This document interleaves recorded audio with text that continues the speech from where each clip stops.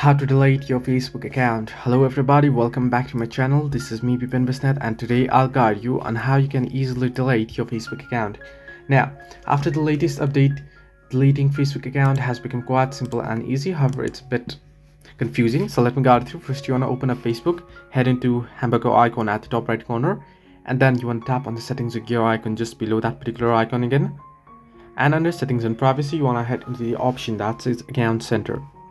Under account center, you'll get varieties of options. Under account settings, you'll find their personal details option. You want to tap on it and then head into the option account ownership and control. Once here, you can see memorialization and deactivation or deletion. You want to select deactivation or deletion, and here you'll get the option to choose your account. You want to simply tap on your particular account that you wish to delete, and then simply tap on delete account option and make sure that the blue circle is on the delete account option, and then simply tap and continue. It'll ask you for password, enter in the password, and your account will be deleted. So this way you can delete your Facebook account. Hope this helped you. Do like and subscribe, and do not forget to leave a comment down below if you have any further issues.